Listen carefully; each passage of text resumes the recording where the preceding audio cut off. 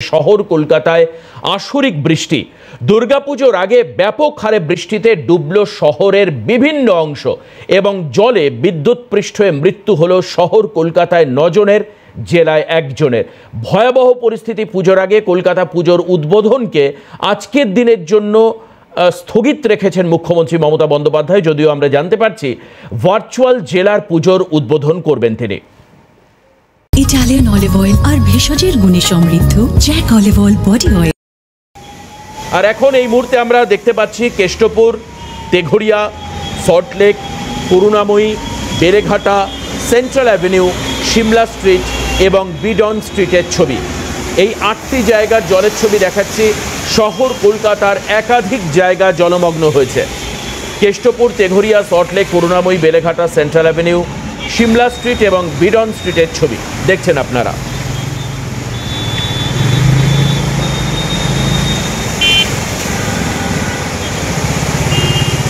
আর এখন এই মুহূর্তে আমরা দেখাবো যে গোটা শহরে কালকে 5 ঘন্টার ভয়াবহ বৃষ্টিপাত।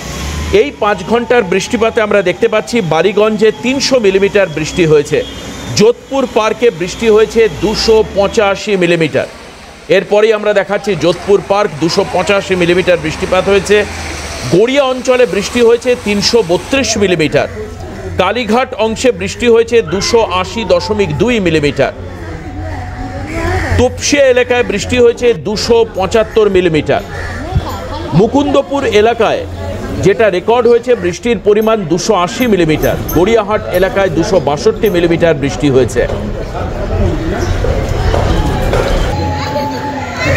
আমি তোমাদের মেয়রের কাছেই যাচ্ছি। আমরা একাধিক জায়গা দেখাচ্ছি, তার মধ্যে আপনাদের দ্রুত একবার বলে রাখি, তপসিয়ার পর আমরা দেখব মুকুন্দপুর, গড়িয়াহাট, যাদবপুর, কসবা, চেতলা, মমিনপুর ইত্যাদি জায়গার ছবি। চিংড়িঘাটা, ধাপা, ট্যাংরা, আলিপুর। যা রেকর্ড আমরা যা দেখতে পাচ্ছি তাতে সব থেকে বেশি বৃষ্টিপাত হয়েছে গড়িয়া এলাকায়, গড়িয়া এবং বালিগঞ্জ। গড়িয়াতে বৃষ্টির পরিমাণ 332 মিলিমিটার, বালিগঞ্জে বৃষ্টির পরিমাণ যেটা অলরেডি রেকর্ডেড 300 মিলিমিটার, অর্থাৎ 300 মিলিমিটারের বেশি বৃষ্টিপাত হয়েছে শহরের দুটো জায়গায়। আর বেশিরভাগ জায়গাতেই 250 মিলিমিটারের বেশি বৃষ্টিপাত হয়েছে। 250 মিলিমিটারের বেশি বৃষ্টিপাত হয়েছে, যেটা আমরা মোটামুটিভাবে দেখতে পাচ্ছি এখানে। সল্টলেক, চেতলা, কসবা, যাদবপুর, গড়িয়াহাট, মুকুন্দপুর, তপসিয়া, যোধপুর পার্ক, এই সমস্ত জায়গায় বৃষ্টিপাতের পরিমাণ 250 মিলিমিটারের বেশি।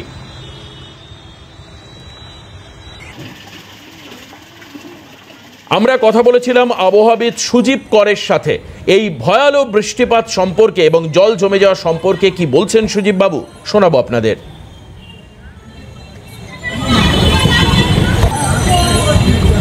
নিম্নচাপের অবস্থার পরিবর্তন খুব একটা কিছু এই মুহূর্তে বোঝা যাচ্ছে না। নিম্নচাপ কেন্দ্রীভূত হতে শুরু করেছে এবং আগামীকাল রাতের মধ্যে এটা গভীর নিম্নচাপে পরিণত হয়ে তারপর একটা সাইক্লোনে কনভার্টেড হবে। কিন্তু সাইক্লোন খুব পাওয়ারফুল হওয়ার সম্ভাবনা দেখা যাচ্ছে না। এটা ওড়িশা উপকূলবর্তী অঞ্চল থেকে অন্ধ্রপ্রদেশের উপকূলবর্তী অঞ্চলে কোনো একটা জায়গাতে ল্যান্ডফল করে যাবে 26-27 তারিখে। কিন্তু যেহেতু আকৃতিটা সাইক্লোনের বিশাল বড়, সেই কারণের জন্য এর দ্বারা প্রভাবিত হবে আমাদের দক্ষিণবঙ্গ, তার সাথে সাথে সমগ্র ওড়িশা এবং অন্ধ্রপ্রদেশের বেশ কিছু অঞ্চল। বাস্তবিক ক্ষেত্রে যে সিচুয়েশন তাতে কিন্তু 27 তারিখ থেকে 2 তারিখ এই সময়টার মধ্যে অধিকাংশ স্থানেই দক্ষিণবঙ্গের মাঝারি থেকে ভারী বৃষ্টিপাতের একটা সম্ভাবনা দেখা যাচ্ছে। কোনো কোনো স্থানে অতি ভারী বৃষ্টিপাত সংঘটিত হতে পারে। এই মুহূর্তে দ্বিতীয় যে নিম্নচাপটি সংঘটিত হচ্ছে বঙ্গোপসাগরের উত্তর পূর্বে, সেই নিম্নচাপও কিন্তু ধীরে ধীরে সক্রিয় হতে শুরু করছে। ফলে সেই নিম্নচাপ কিন্তু ওড়িশা ওয়েস্ট বেঙ্গল বর্ডারের দিকে ধীরে ধীরে স্থানান্তরিত হবে, যে কারণের জন্য আলটিমেটলি পুজোর সময় খুব একটা নিশ্চিন্ত হওয়া যাচ্ছে না। আমরা শুনছিলাম আবহাওয়াবিদ সুজিব করের কথা। আর এই মুহূর্তে আপনাদেরকে টিভি স্ক্রিনে দেখাবো যে কোন কোন জায়গায় কিভাবে জল জমেছে আর জলমগ্ন শহরের অবস্থা কি। আমরা দেখতে পাচ্ছি চিনার পার্ক এলাকার ছবি আপনাদেরকে দেখাচ্ছি। সকাল থেকেই অফিস যাত্রীদের চূড়ান্ত বিক্ষোভ, কারণ আজকে সপ্তাহের একটি কাজের দিন, ওয়ার্কিং ডে ছিল। সকালে যারা অফিসের জন্য বেরিয়েছিলেন কলকাতা ঢুকতেই তারা ভীষণ বিপত্তিতে পড়েন, সেই ছবিটা পরিষ্কার হচ্ছে। সাইকেল করে যাওয়ার সময় তড়িদাহত হয়ে মৃত্যুর ঘটনাও ঘটেছে। আর এবার দেখাচ্ছি প্রায় কোমর পর্যন্ত জল। এটা হচ্ছে শহরে মমিনপুর এলাকার ছবি। এই মমিনপুরেও কিন্তু বৃষ্টির পরিমাণ প্রায় 234 মিলিমিটার। আমরা দেখাচ্ছি মমিনপুরের ছবি। আপনারা দেখতেই পাচ্ছেন এই জলের মধ্যে যে সমস্ত মানুষেরা হেঁটে যাচ্ছেন তাদের প্রায় কোমর সমান জল জমেছে। উত্তর এবং দক্ষিণ কার্যত জলবন্দী শহর, উত্তর এবং দক্ষিণের একই ছবি। আর এবার আপনাদেরকে দেখাচ্ছি বাঘাযতীন এলাকার ছবি। আমরা দেখাচ্ছি রাস্তায় নৌকা করে জল বিনোদনে কিছু যুবক, তাদের ছবি দেখতে পাওয়া যাচ্ছে। অর্থাৎ ঠিক যে ছবিটা আমরা দেখতে পেতাম মেদিনীপুরের ঘাটাল এলাকায়, সেই ছবিটা এখন শহর কলকাতায় দেখতে পাওয়া যাচ্ছে। প্রত্যেক বছর বৃষ্টিতে ঘাটালের জল যন্ত্রণার ছবি আমরা দেখেছি। ঘাটাল মাস্টার প্ল্যান কার্যত বাস্তবায়িত না হওয়ার কারণের জন্য যে ব্যাপক পরিমাণ জলে সেখানে কষ্ট হয় মানুষের, সেই ছবি এবার ধরা পড়ছে একেবারে শহর কলকাতার বাঘাযতীন এলাকায়। রাস্তার ওপর থেকে চলছে নৌকো। আর এবার দেখাবো শহরের অন্যতম প্রাণকেন্দ্র এক্সাইট মোড় অর্থাৎ মিন্টো পার্ক এলাকার ছবি। মিন্টো পার্ক এলাকার ছবি আপনাদেরকে দেখাচ্ছি এই মুহূর্তে। মিন্টো পার্ক এলাকাতেও কিন্তু মারাত্মক বৃষ্টি হয়েছে। সে বৃষ্টিপাতের পরিমাণ প্রায় 250 মিলিমিটারের কাছাকাছি। আর এই মিন্টো পার্ক এলাকাতেও কিন্তু রাস্তা ধরে পুরো গোটা রাস্তা জুড়ে জল জমে রয়েছে আমরা দেখতে পাচ্ছি। এতে যান চলাচল ব্যাপকভাবে সমস্যা হয়। বিভিন্ন জায়গায় কিন্তু নির্দিষ্ট যে সময়ে অফিস পৌঁছানোর ক্ষেত্রে মানুষকে মারাত্মক ভোগান্তির মধ্যে পড়তে হয়। বিভিন্ন জায়গায় ট্রেন আটকে যায়, বিমান পরিষেবাও বন্ধ থাকে। পার্ক সার্কাস 7 পয়েন্টের কাছের এই যে ছবি আপনারা দেখছেন, এটা হচ্ছে পার্ক সার্কাস 7 পয়েন্টের কাছের ছবি, যেখানে আমরা ফ্লাইওভারও আপনাদেরকে দেখাতে পারছি। তার নিচে দাঁড়িয়ে থাকা সমস্ত গাড়ি কিন্তু সম্পূর্ণভাবে জলে প্রায় ডুবে গেছে। অর্ধেক মতো গাড়ি জলের মধ্যে ডুবে গেছে আমরা দেখতে পাচ্ছি। পার্ক সার্কাস 7 পয়েন্টের কাছের ছবি আপনাদেরকে দেখালাম। আর এবার দেখাচ্ছি শহরের IT hub sector 5। IT hub sector 5 অর্থাৎ সল্টলেকেও কিন্তু ব্যাপক বৃষ্টিপাত হয়েছে। সল্টলেকে বৃষ্টিপাতের পরিমাণ, যেটা আপনাদেরকে কিছুক্ষণ আগে আমরা বলছিলাম যে সল্টলেকের বৃষ্টিপাতের পরিমাণ 278 মিলিমিটার, অর্থাৎ ভয়াবহ বৃষ্টিপাত 278 মিলিমিটার। যদিও অনেকে বলছেন এটা ক্লাউড ব্রাস্ট, কিন্তু হাওয়া অফিস থেকে মানতে নারাজ। ব্যাপক পরিমাণে বৃষ্টিপাত এবং তাতে আমরা দেখতে পাচ্ছি আইটি হাব সেক্টর 5 সেখানে পুরো জল জমে রয়েছে। জল জমা ছবি আপনাদের সামনে আমরা দেখাচ্ছি। আর এবার বউবাজারের ছবি দেখাচ্ছি। পুরনো শহর বউবাজার এলাকা, খুব স্বাভাবিকভাবে এখানে বইপত্রের দোকান এবং কাপড়ের দোকান, এই দোকানিদের এবং সোনা পট্টি হিসাবে পরিচিত যে বউবাজার, সেখানে কিন্তু ব্যাপক সমস্যা হয়েছে মানুষের। বিভিন্ন দোকানের মধ্যে জল ঢুকে গিয়েছে, ব্যবসার ক্ষেত্রে ব্যাপক ক্ষতি হয়েছে বলে ব্যবসায়ীরা মনে করছেন। টানা বৃষ্টিতে ব্যাহত হয়েছে পুজো প্রস্তুতি। আমরা দেখাচ্ছি যে দুর্গা ঠাকুরের বিভিন্ন প্রতিকৃতি রাখা রয়েছে, এখানে মূর্তি রাখা রয়েছে নবান্ন চত্বরে। নবান্ন চত্বরের ছবি, সেখানেও কিন্তু হাঁটুর ওপরে জল জমে রয়েছে। হাওড়া এবং হাওড়ার শহরতলি এলাকায় ব্যাপক হারে বৃষ্টি হয়েছে এবং তার জেরে আপনারা দেখতে পাচ্ছেন নবান্ন এলাকার ছবি, সেখানেও কিন্তু জল জমে রয়েছে। আর এবার আপনাদেরকে দেখাই পার্ক স্ট্রিট এলাকার ছবি। পার্ক স্ট্রিট রেড রোড সংলগ্ন এলাকাতে গাড়ি যখন যাচ্ছে একেবারে মনে হচ্ছে সমুদ্রের ঢেউয়ের মতো জলের ঢেউ বইছে এবং এখানে আজকে রাস্তাঘাট প্রায় শূন্য। আপনারা বুঝতেই পারছেন পুজোর আগে এই সমস্ত জায়গায় প্রচুর পরিমাণে মানুষ কেনাকাটার জন্য ভিড় করে থাকেন। কিন্তু আজ এই ঘটনা টেলিভিশন স্ক্রিনে দেখবার পর খুব স্বাভাবিকভাবেই মানুষ শহর কলকাতা এড়িয়ে চলবেন এবং দেখতে পাচ্ছি আমরা পার্ক স্ট্রিট এলাকায় ব্যাপক হারে জল জমেছে। পার্ক স্ট্রিট রেড রোড ময়দান এই সমস্ত এলাকায় জমা জলের ছবি আপনাদের সামনে তুলে ধরছি। আর এবার দেখাচ্ছি ভিআইপি রোড সংলগ্ন এলাকায়, যেখানে স্বাভাবিকভাবে বৃষ্টিতেই জল জমে, এখানেও কিন্তু আমরা দেখাচ্ছি বাগুইহাটি এলাকার ছবি। মানুষের বাড়ির ভেতরে জল ঢুকে গেছে। বিভিন্ন পার্কিং লট, গ্যারেজ, রাস্তার পাশে থাকা ছোটখাটো দোকান সমস্তটাই কার্যত জলের তলায়। বড় বড় অ্যাপার্টমেন্টের গ্রাউন্ড ফ্লোরে যেখানে পার্কিং থাকে সম্পূর্ণভাবে জল ঢুকে গেছে আমরা জানতে পারছি। প্রচুর টাকার ক্ষতি হতে পারে এই বিষয়ে। আর এবার আপনাদেরকে দেখাচ্ছি উল্টোডাঙ্গা হিটকো মোড় এলাকার ছবি। সেই এলাকাতেও কিন্তু রাস্তা জুড়ে পুরো জলের তলায় আমরা দেখতে পাচ্ছি। একদিকে আমরা দেখছি পুজোর প্রস্তুতিতে বাঁশ বাঁধা রয়েছে ছবিতে, যেখানে সাধারণত ব্যানারগুলোকে লাগানো হয়। এই আমরা দেখাচ্ছি, দেখুন একেবারে উল্টোডাঙ্গার মোড়ের ছবি।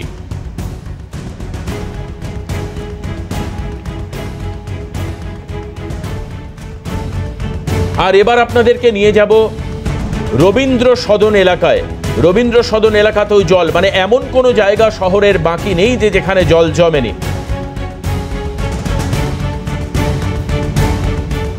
আমরা দেখছি রবীন্দ্র সদন এলাকার ছবি, অর্থাৎ যেখানে পিজি হাসপাতাল রয়েছে, যেখানে নন্দন প্রেক্ষাগৃহ রয়েছে, এই সমস্ত জায়গাটায় কিন্তু জল জমে গেছে। আপনারা দেখতেই পাচ্ছেন বাসের নিচ পর্যন্ত জল ছুঁয়ে গেছে।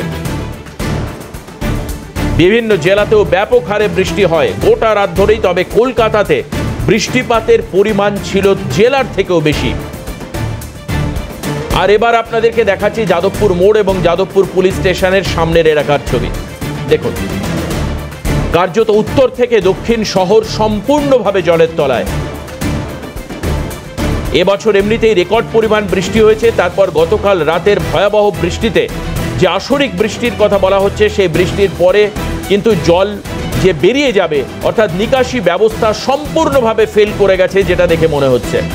আর এই সময় আপনাদেরকে দেখাচ্ছি এমজি রোড এলাকার ছবি, মহাত্মা গান্ধী রোড এলাকা, অর্থাৎ সেন্ট্রাল অ্যাভিনিউয়ের ছবি আপনাদেরকে দেখাচ্ছি। মহাত্মা গান্ধী রোড সংলগ্ন এলাকায় সেন্ট্রাল অ্যাভিনিউ, সেই সেন্ট্রাল অ্যাভিনিউ এলাকার ছবি আপনাদেরকে দেখাচ্ছি। দেখুন,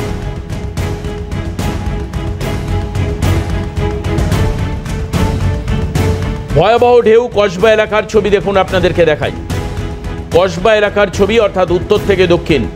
দেখতে পাচ্ছেন কি ব্যাপক পরিমাণে জলের ঢেউ দেখতে পাওয়া যাচ্ছে, ভয়াবহ জলের ঢেউ, এবং তার জেরে মৃত্যু হয়েছে, প্রায় 9 জনের মৃত্যু হয়েছে শহর কলকাতায়। এবার সেই খবর আপনাদের সামনে তুলে ধরব।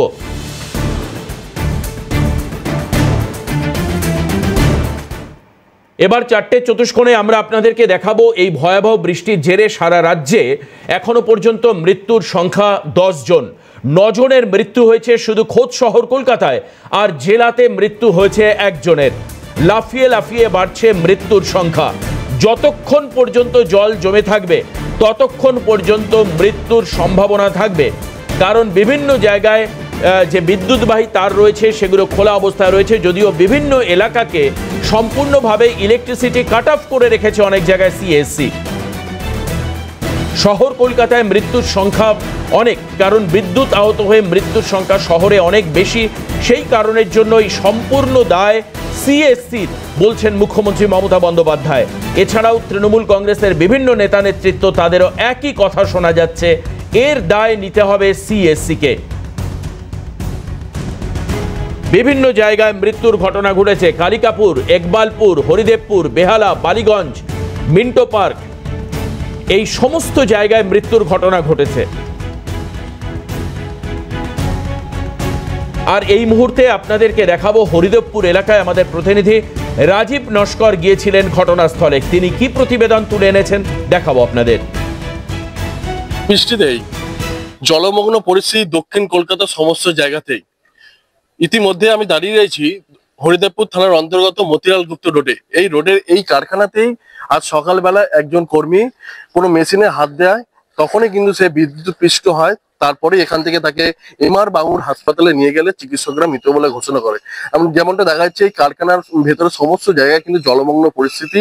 স্বাভাবিকভাবেই যেহেতু দক্ষিণ কলকাতার ম্যাক্সিমাম জায়গাতে কিন্তু জলমগ্ন পরিস্থিতি সৃষ্টি হয়েছে, স্বাভাবিকভাবে এই যে 122 নম্বর ওয়ার্ড মতিলাল গুপ্ত রোড, এই ওয়ার্ডেও কিন্তু জলমগ্ন পরিস্থিতি হাত দেয়। তারপরে কিন্তু সে বিদ্যুৎস্পৃষ্ট হয়।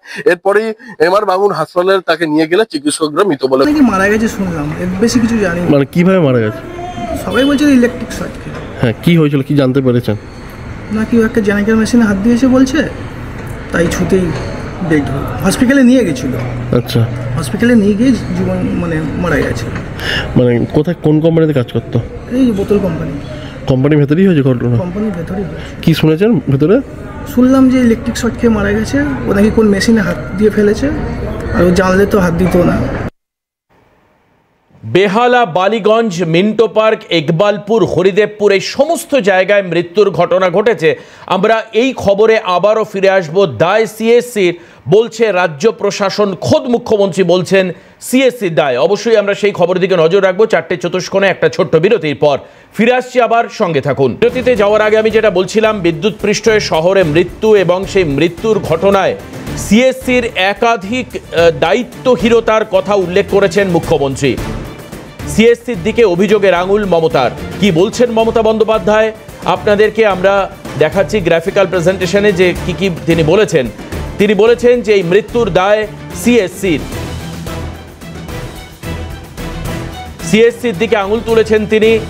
সিএসসিকে দায় নিতে হবে, কারণ সিএসসিকে জরুরি ভিত্তিতে কর্মীদের নামিয়ে এখনই পরিস্থিতি মোকাবিলা করতে হবে বলছেন রাজ্যের প্রশাসনিক প্রধান।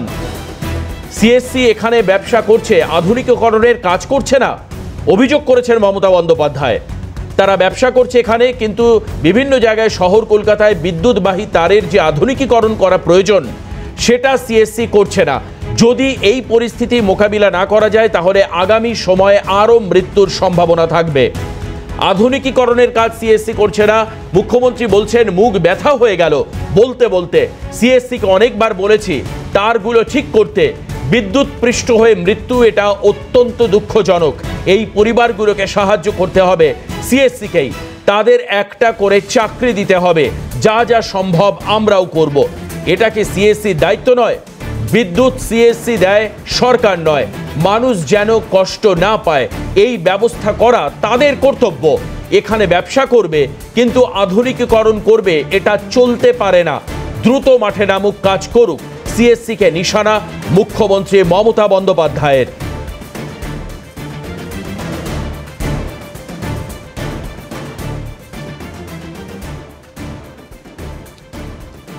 যা যা বলেছেন মুখ্যমন্ত্রী সেগুলোই আপনাদেরকে আমরা টিভি স্ক্রিনে দেখাচ্ছি।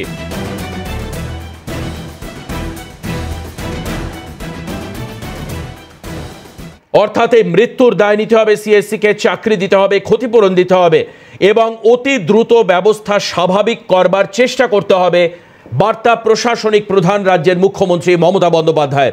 আর এখন এই মুহূর্তে আপনাদেরকে দেখাবো শহরে যে 9 জনের মৃত্যু হয়েছে এবং যারা একজনের কার কোথায় মৃত্যু হয়েছে, তাদের নাম কি এবং বয়স কত আপনাদের সামনে দেখাবো। কলকাতায় বিদ্যুৎ পৃষ্ঠ হয়ে যে মৃত্যুর ঘটনা, তাতে মৃত্যু হয়েছে পবন ঘরামি, 34 বছর বয়স, শেক্সপিয়ার সরণি থানার মিন্টো পার্ক এলাকায়। এই ঘটনায় মৃত্যু হয়েছে জিতেন্দ্র সিং, 60 বছর যার বয়স, একবালপুর থানা এলাকায় তার বাড়ি। ফিরোজ আলী খান, 50 বছর বয়স, বেনিয়াপুকুর থানা এলাকায় তার বাড়ি, তারও আজ বিদ্যুৎ পৃষ্ঠ হয়ে মৃত্যু হয়েছে। রামগোপাল পণ্ডিত, 53 বছর বয়স, গড়ফা এলাকার মানুষ, তিনি কালিকাপুরে থাকেন, তারও মৃত্যু হয়েছে আজকে তড়িদাহত হয়ে। প্রসন্তোষ কুণ্ডু, 62 বছর বয়স, নেতাজি নগর থানা এলাকায় তার বাড়ি, বিদ্যুৎ আহত হয়ে আজকে তার মৃত্যু হয়েছে। পাশাপাশি সুনীল সূর্য, 35 বছর বয়স, বেহালা থানার বুড়ো শিবতলা এলাকার বাসিন্দা, তারও মৃত্যু হয় তড়িদাহত হয়ে। শুভ প্রামাণিক, 25 বছর বয়স, হরিদেবপুর থানা এলাকায় একটি কোম্পানিতে কাজ করতেন তিনি। মেশিনে হাত দেওয়ার সময় আজকে সকালবেলায় তিনি তড়িদাহত হন এবং পরে হাসপাতালে নিয়ে গেলে তার মৃত্যু হয়।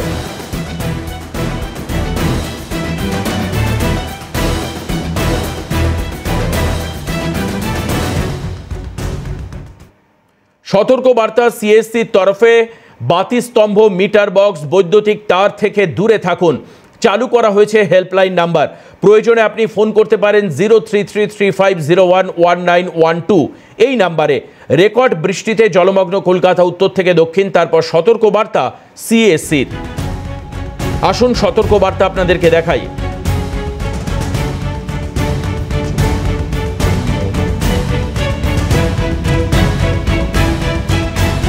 আবার আপনাদেরকে দেখাচ্ছি, প্রতি মুহূর্তে আপডেট হচ্ছে, মৃত্যুর সংখ্যা 9 জন বেড়ে হয়েছে। সিএসসির তরফে সতর্কবার্তা যা যা দেওয়া হয়েছে আপনাদেরকে দেখাচ্ছি, দেখুন।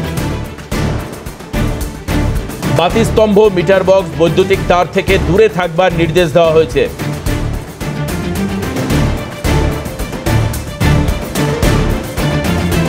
পাশাপাশি চালু করা হয়েছে হেল্পলাইন নাম্বার। আপনার এলাকায় কোনো সমস্যা হলে আপনি হেল্পলাইন নাম্বারে ফোন করতে পারেন।